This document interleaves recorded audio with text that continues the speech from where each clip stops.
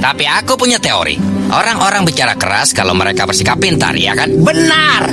Jadi kalau kita mau main keras, orang-orang mungkin akan berpikir kita ini bagus. Kalian semua siap?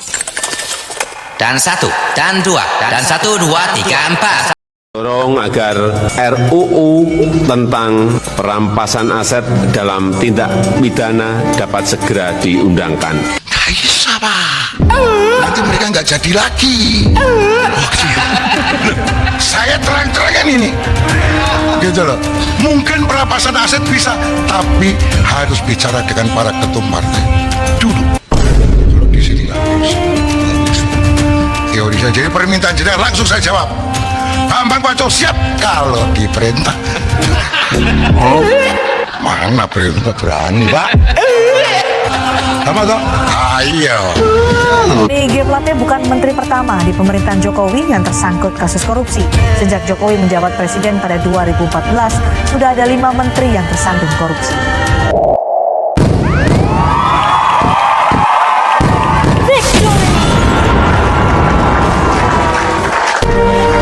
Tú eres el mejor arquero del mundo. Artinya apa, Bang Messi? Ente goalkeeper yang paling baik di dunia. Makasih, Bang Messi.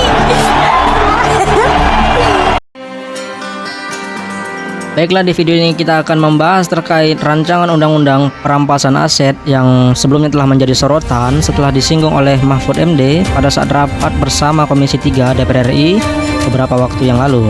Kemudian dorongan yang sama juga disampaikan oleh Presiden Joko Widodo. Beliau berharap agar segera diadakannya aturan hukum untuk pemerintah dalam mengamankan aset terkait kasus korupsi. Beberapa waktu lalu kita pasti telah mendengar terkait rancangan undang-undang perampasan aset dan rancangan undang-undang pembatasan uang kartal. Mendorong agar RUU tentang perampasan aset dalam tindak pidana dapat segera diundangkan dan RUU pembatasan transaksi uang kartal segera dimulai pembahasannya. Sebelumnya pemerintah pusat telah mengirimkan terkait surpres atau surat presiden. Pemerintah sebelumnya telah menunjuk 4 putusan untuk membahas terkait RUU perampasan aset. Pemerintah juga mengirimkan surat tugas kepada 4 perwakilannya. Adapun keempat perwakilan itu termasuk diantaranya yakni Menko Polhukam, Menteri Hukum dan HAM, Kejaksaan Agung, hingga Kapolri, ini Jenderal Listio Sigit Prabowo. Saya tegaskan kembali, saya tidak akan pernah memberikan toleransi sedikitpun kepada pelaku tindak pidana korupsi. Inisiatif dari pemerintah dan terus kita dorong agar itu bisa segera diselesaikan oleh DPR dan ini prosesnya sudah berjalan. Kita harapkan dengan undang-undang perampasan aset itu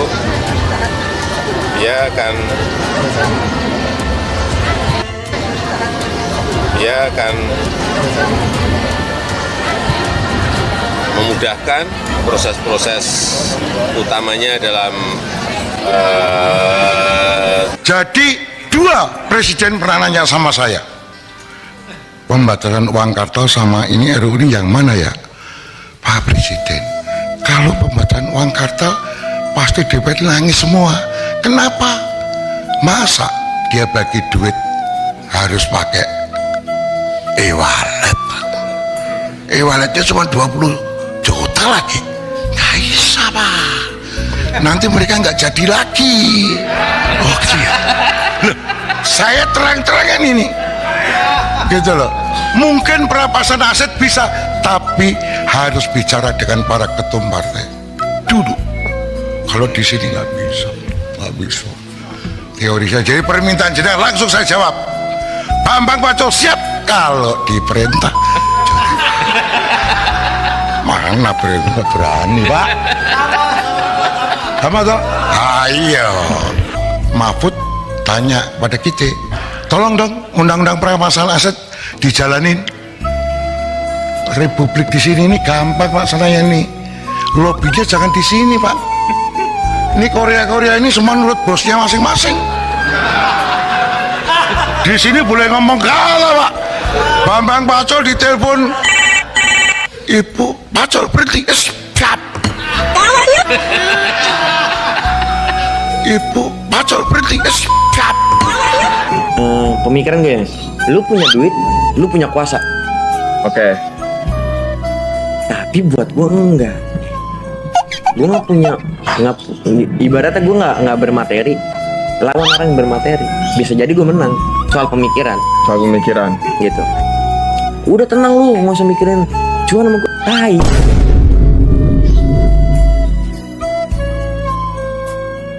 Oke, kemudian timbul pertanyaan, apa isi dari RUU perampasan aset? Dari draft RUU perampasan aset.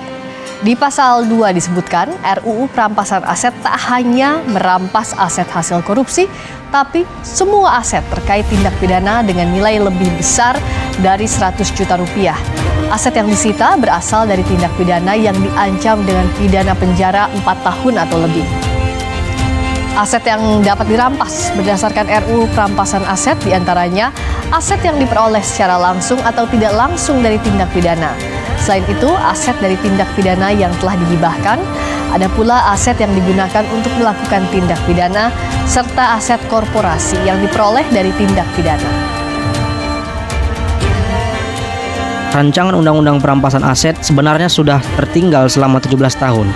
Jika kita merujuk pada Konvensi Anti Korupsi PBB ya, atau United Nations Convention Against Corruption atau UNCAC, bahwa kehadiran regulasi itu seharusnya sudah ada selambat-lambatnya pada 31 Desember 2005 gitu. Nah, jadi kawan-kawan bisa bayangkan gitu kan, bahwa kita sudah berapa lama gitu. Ya, kawan-kawan sendirilah yang bisa menilai ya. Nah, setidaknya ada 3 tujuan dari konvensi UNCAC. Pertama adalah untuk membasmi korupsi secara efisien dan efektif. Yang kedua adalah kerjasama internasional dalam pemberantasan korupsi. Dan yang ketiga adalah pemulihan aset atau dalam rangka asset recovery. Nah, perampasan aset ini merupakan turunan atau bagian dari pemulihan aset recovery itu sendiri. Melihat banyaknya tindakan korupsi yang sebenarnya itu sudah ada regulasi yang mengatur terkait perampasan aset yang sudah sepakati agar dijalankan di negara Indonesia pada tahun 2005, kemudian sampai sekarang masih belum diberlakukan gitu.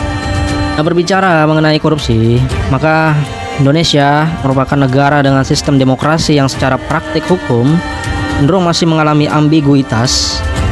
Kenapa ambiguitas? Ya nggak tahu. Hal ini tentu dikarenakan kita selalu dihadapkan pada kegagalan, ketidakpastian, ketidakjelasan, ketidaktegasan, dan ketidakadilan pada proses penegakan hukum bagi para pelaku tindak pidana korupsi atau tipikor.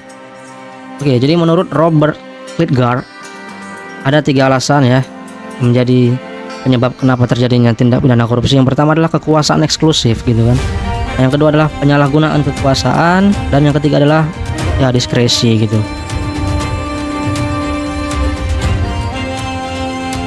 Terserah pendalaman pembuktian yang mungkin lebih dalam nanti.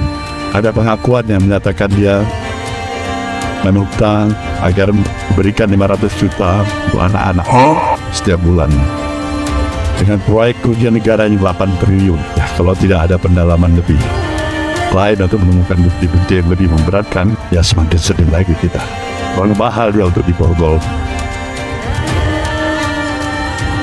dalam kapasitas dirinya sebagai menteri, sebagai sekjen partai, bermahal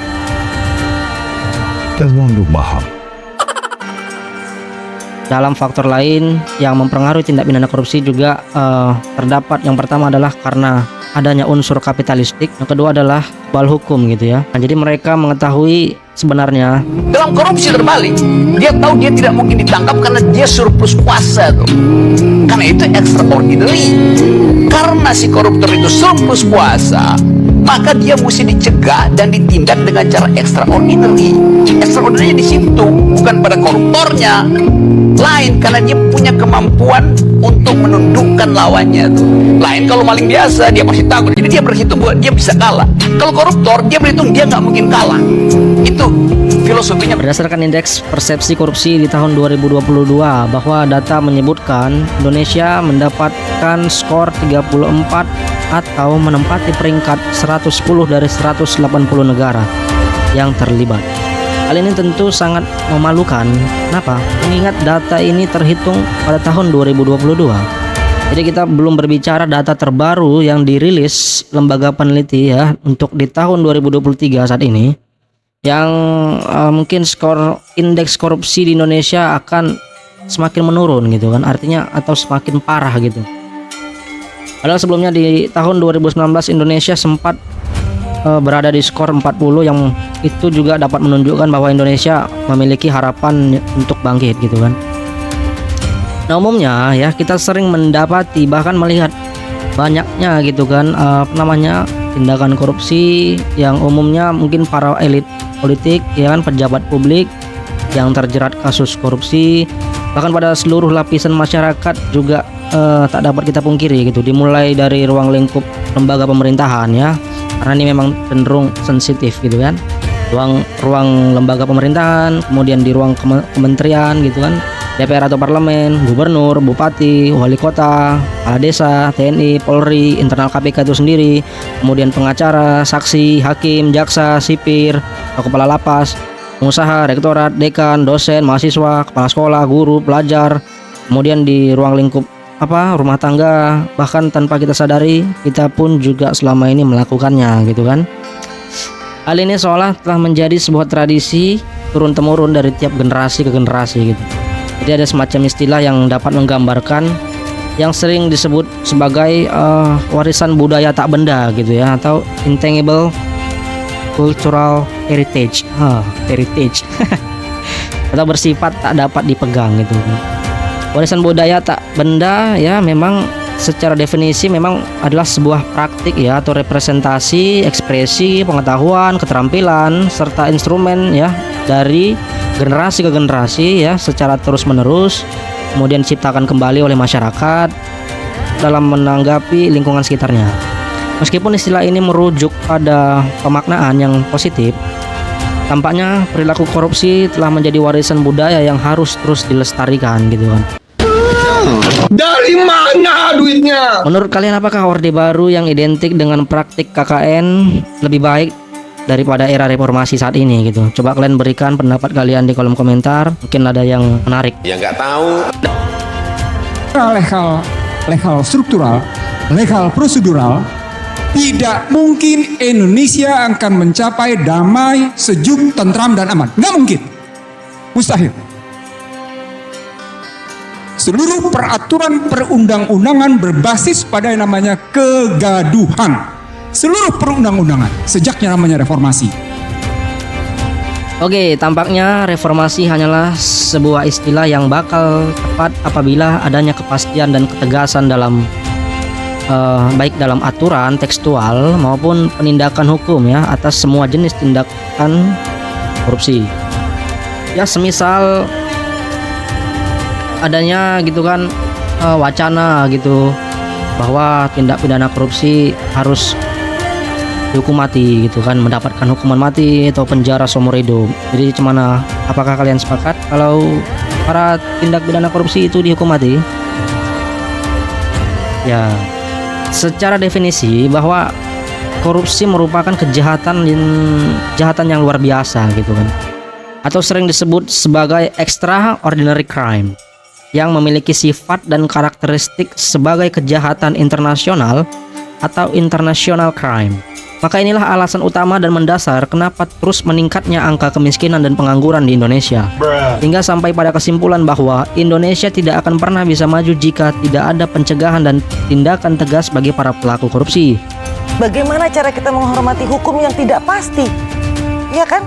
Hukum yang tidak pasti. Hukum yang tidak konsisten penerapannya. Hukum yang kemudian definisinya bisa berubah-berubah. Hukum yang untuk satu pasal tertentu bahkan interpretasi jurisprudensinya di dalam pengadilan itu masih berupa-rupa. Bagaimana kita bisa mempercayai itu? Gimana kita bisa menuntut masyarakat di Indonesia? Kalian harus menghormati hukum. Tapi artinya bisa berubah-ubah. Penegakannya bisa berubah-ubah. Dan kalau kalian ternyata adalah orang-orang yang miskin, itu akan lebih tegas pada kalian. Kalau kalian agak kaya atau berkuasa, maka dia akan lebih ringan. Punya duit, lu punya kuasa. Tapi tai.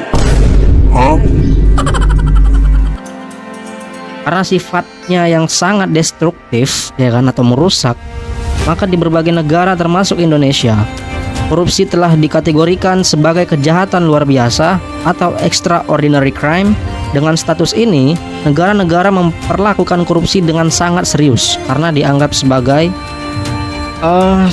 satu perilaku yang berbahaya ya. Di Indonesia sendiri bahaya korupsi telah disejajarkan dengan kejahatan luar biasa lainnya seperti terorisme, penyalahgunaan narkotika, atau perusakan lingkungan berat gitu kan. Bahkan korupsi dengan statusnya ini telah sejajar dengan extraordinary crime atau berdasarkan statuta Roma, yaitu kejahatan genosida, kejahatan terhadap kemanusiaan, dan kejahatan agresi. Nah, lantas timbul pertanyaan, langkah apa sejauh ini yang dilakukan KPK selaku lembaga independen dalam pemberantasan korupsi gitu kan?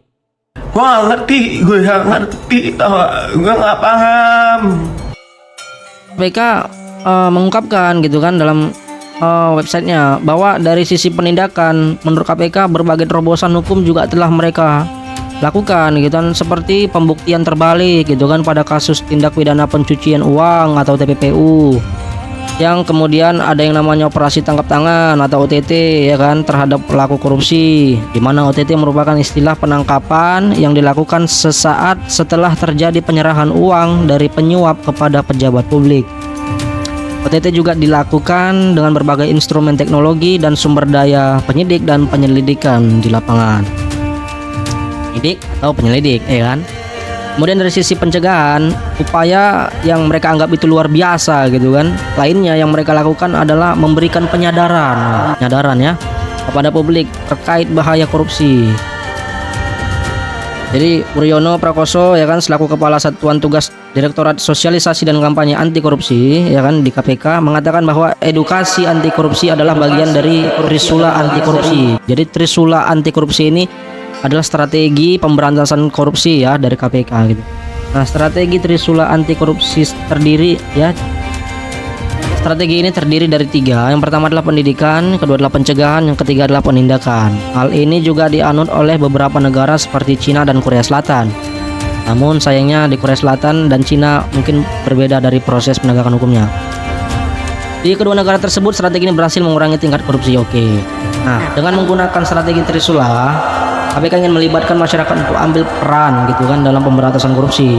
Masyarakat yang berintegritas dan melek pengetahuan korupsi akan membuat kejahatan ini lebih mudah dibasmi. Jagoan Lembaga ini menyebut bahwa berbagai strategi ini baru akan berhasil jika ada partisipasi publik secara luas. Jika itu dicapai, maka kesejahteraan luar biasa ini bisa dilibas. Pemberanian si AA. Ditelepon ibu pacol berhenti siap. Dan timbul pertanyaan ya kan, kenapa DPR takut pada elit parpol? Apakah partai politik wadahnya para oligarki gitu kan? Tai. Oh, come on, man. Oke, jadi ya kita akan membahas sedikit terkait ya kita juga nggak bisa sebut bahwa di negara ini ada oligarki selama tidak ada bukti empiris gitu ya. Kalau memang ada bukti empiris dari kawan-kawan ya bisa sampaikan siapa yang dimaksud dengan oligarki itu gitu kan. Namun teori menjelaskan kawan-kawan bahwa oligarki sendiri dijelaskan sebagai sebuah kesenjangan gitu kan di negara demokrasi yang lebih menitik beratkan pada faktor kekayaan dan kekuasaan. Pemikiran gue, lu punya duit, lu punya kuasa. Oke. Tapi buat gue enggak. Gue nggak punya, ibaratnya gue nggak bermateri. Lawan orang yang bermateri, bisa jadi gue menang. Soal pemikiran. Gitu. Udah tenang lu, nggak usah mikirin cuan sama gue. Tai. Lu ngeremehin gue. Gitu loh ibaratnya. Nah, jadi menurut Jeffrey Winters, oligarki lebih menekankan pada motif dalam mengejar kekayaan pribadi ya. Jadi memang agak sedikit egoisme gitu ya oligarki ini ya. Oligark adalah mereka yang menggunakan harta untuk mempertahankan kekayaannya. Mereka berupa individu gitu kan, bukan dari sebuah lembaga atau instansi. Sedangkan yang dimaksud dengan oligarki adalah politik mempertahankan kekayaan oleh mereka yang kaya gitu ya. Lu punya uang, lu punya kuasa. Oke. Sedangkan menurut Hadis dan Robinson bahwa teori oligarki sering digunakan untuk menggambarkan gitu ya kekuatan pada lingkaran inti kekuasaan di Indonesia terkhusus pada era atau pasca Soeharto ya, dengan memakai politik dan ekonomi untuk mendapatkan sebuah kekuasaan. Nah, Winters menempatkan oligarki dalam dua dimensi. Yang pertama adalah kekuasaan, kedua adalah material gitu ya. Kedua bentuk tersebut tentunya sangat sulit dipisahkan karena bersifat sistematik ya, gitu kan, saling terkait gitu ya. Ditambah dengan para aktor ya kan, atau individu ya oligarki yang begitu pintar dalam membuat model kekuasaan gitu kan, desain sebuah kekuasaan baik dalam bentuk kekuasaan yang terkonsentrasi pada kelompok kecil individu dan memiliki basis kekayaan material, tentunya dengan maksud untuk mengendalikan sumber daya yang begitu besar ya. Nah, pemahaman atas oligarki bermula ya dari adanya fakta bahwa ketidaksetaraan material yang ekstrim untuk mempertahankan atau meningkatkan kekayaan pribadi dan posisi sosial, yang itu sering disebut sebagai kekuasaan oligarki. Nah, menurut G. Winters, hal tersebut akan menimbulkan kesewenangan gitu ya dalam setiap kebijakan yang memprioritaskan keuntungan pribadi yang sebesar-besarnya. Winters juga membuat tipologi ideal tentang oligarki gitu.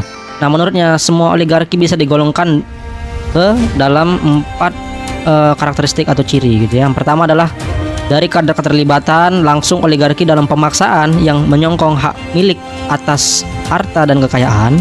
Yang kedua adalah keterlibatan oligarki dalam kekuasaan atau pemerintahan. Kemudian yang ketiga, sifat keterlibatan dalam pemaksaan dan kekuasaan itu apakah terpecah atau kolektif. Dan keempat, oligarki itu bersifat liar atau jinak.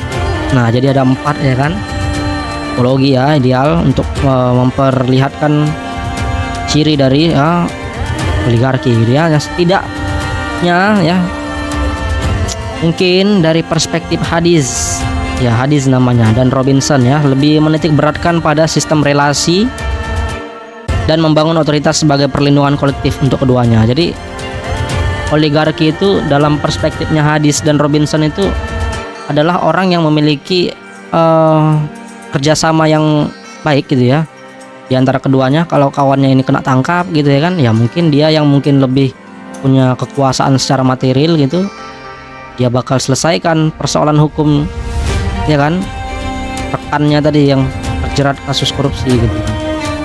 Ya mungkin uang adalah segalanya gitu kan, uang bisa membeli apapun. Selanjutnya Richard Robinson serta Fedi R. Hadis ya kan, di dalam bukunya yang berjudul Reorganizing Power in Indonesia, The Politics of Oligarchy The Politics of Oligarchy in an Age of Market, jelaskan oligarki yang terjadi di Indonesia tidak mudah hilang pasca reformasi. Namun justru oligarki terus bertransformasi dengan cara menyesuaikan dalam setiap konteks politik di Indonesia yang didorong oleh neoliberalisme. Setelah kejadian krisis ekonomi pada tahun 1998, kemudian timbul pertanyaan bagaimana oligarki bisa bertahan dan menjadi tokoh utama ya di balik dunia bisnis di Indonesia hingga saat ini. Apa memang benar oligarki itu terlibat gitu? Apakah orang-orang terkaya di Indonesia ya kan, 100 orang terkaya di Indonesia itu merupakan oligarki gitu, atau ada di antara mereka gitu, salah satu di antara mereka yang merupakan memang secara definisi dan secara praktik mencerminkan ya dia seorang oligarki gitu? Oh ya enggak tahu. Ya enggak tahu. Kekuatan ekonomi pada era Orde Baru dalam demokratisasi mengakibatkan para oligarki tersebut masuk ke dalam politik. Hal tersebut tentu akan menjadi sebuah keuntungan tersendiri bagi oligarki. Kenapa? Karena menjalankan dua peran ya, yaitu pertama sebagai bisnis ya, pebisnis, yang kedua sebagai politisi ya, politik. Melihat potret tersebut ya kan, para oligarki menggunakan dua peran sebagai jembatan gitu ya untuk mendapatkan misi-misinya ya dan visinya dalam mempertahankan kekayaan tentunya. Coba kita lihat kembali bahwa oligarki pasca era Soeharto mengalami transformasi dari yang sebelumnya oligarki sultanistik ya kan, jadi oligarki penguasa kolektif dan membuat para pengusaha bekerja sama dengan masuk ke suatu komunitas ya kan, jabatan yang tentu di dalamnya terdapat otoritas gitu ya. Jadi singkatnya, oligarki dapat didefinisikan sebagai sebuah sistem pemerintahan yang dimana hampir semua kekuasaan politik berpusat pada segelintir orang gitu ya. Segelintir orang-orang kaya gitu kan, yang menyusun dan membentuk kebijakan publik hanya untuk keuntungan diri mereka sendiri ataupun ya setidak-tidaknya rekannya terdekat gitu ya, atau keluarganya. Nah, keuntungan baik secara finansial melalui subsidi langsung berupa lahan pertanian atau perusahaan, atau kontrak-kontrak pemerintah yang menguntungkan, dan langkah-langkah proteksionis ya, perlindungan yang bertujuan untuk merugikan para pesaing ekonomi mereka. Ya, mungkin karena mereka memiliki relasi dengan pemerintah gitu kan, mereka juga memiliki akses dalam berbagai hal, termasuk dalam memenangkan persaingan terhadap pesaing bisnis mereka gitu. Nah, jadi pertanyaan selanjutnya adalah seberapa penting partai politik di Indonesia gitu ya. Apakah kawan-kawan bisa kasih tanggapan di kolom komentar ya terkait penting nggak partai politik ini gitu kan. Jadi ada sebuah jurnal yang membahas terkait bagaimana hubungan fraksi ya dengan lembaga DPR RI. Nanti juga cantumkan referensinya di akhir video. Jadi umumnya gitu kan, peranan partai politik tentu ya penting dalam sistem demokrasi di Indonesia saat ini gitu ya. Dalam hal ini partai tentu memainkan perannya sebagai penghubung yang strategis antara proses pembentukan kebijakan pemerintah gitu kan melalui perwakilannya, yang mungkin ya dalam setiap ideologisnya dia mencita-citakan bahwa hadirnya sebuah kesejahteraan ya.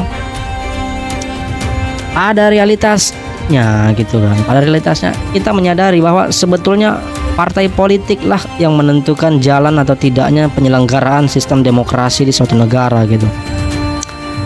Jadi oleh sebab itu partai politik menjadi pilar yang sangat berpengaruh bagi kekuatan lembaga gitu dalam sistem politik yang demokratis gitu kan, atau the degree of institutionalization. Wah. Kemudian partai politik juga menurut peraturan perundang-undang ya kan yang berlaku dalam sejarah perkembangan partai politik pasca reformasi ialah berfungsi sebagai pendidikan politik ya. Jadi sebagai pendidikan gitu kan. Kemudian menyerap gitu kan, fungsinya menyalurkan dan memperjuangkan kepentingan masyarakat serta mempersiapkan gitu kan anggota masyarakat untuk mengisi jabatan-jabatan politik sesuai dengan mekanisme demokrasi yang ada di Indonesia gitu kan. Ya, meskipun pada perkembangannya ya dari waktu ke waktu bahwa para politisi dari berbagai partai politik, yakni kader partai yang berada di ruang pemerintahan akan selalu berhadapan dengan jeratan hukum akibat tindak pidana korupsi. Nah, di sini mulai agak kesal gitu ya. Hal ini jelas menghilangkan marwah lembaga tersebut hingga menjadi lembaga yang paling tidak dipercaya pada indeks kepercayaan publik gitu kan. Lagi didapatinya proses hukum rimba gitu kan yang selalu berpihak pada kekuasaan yang menjadi ya kan yang menjadikan partai politik terus dipandang pandang rendah, yang banyak kader-kader partai politik ya kan. Ya, jadi mau bagaimana lagi gitu kan. Kenapa partai politik hari ini ya kan didapati tidak begitu dipercayai gitu. Kenapa partai politik tidak dipercayai? Ya karena terlalu banyak tindakan korupsi gitu kan. Kalau pengen dipercayai ya tunjukkanlah bahwa ya kan organisasi kita, lembaga kita gitu kan, kader-kader kita merupakan kader-kader yang memang sudah sehat secara jasmani, sudah sehat secara rohani ya kan, sudah sehat secara ekonomi gitu kan.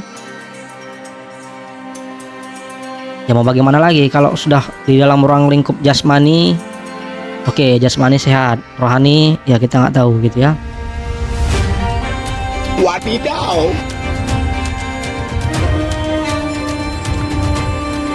Jadi sebagian masyarakat juga punya pandangan gitu bahwa partai politik hanyalah kendaraan bagi ya para elit gitu kan, wadah bagi para oligarki atau pemodal yang hendak mencapai kekuasaan dan kekayaan ya sebesar-besarnya gitu.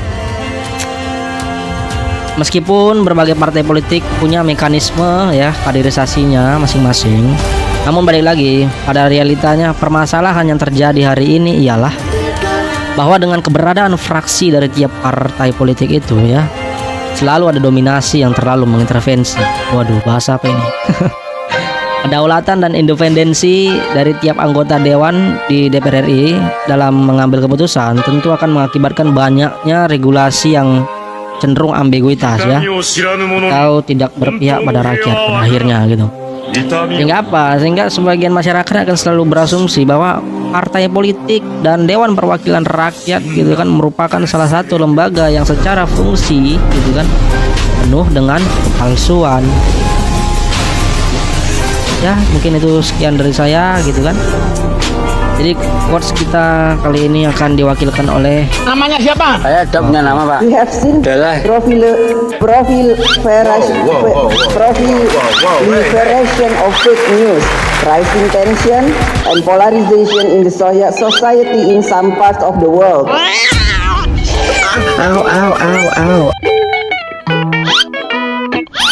Kekuatan dari dalam. Yeah. Senpai Jungle.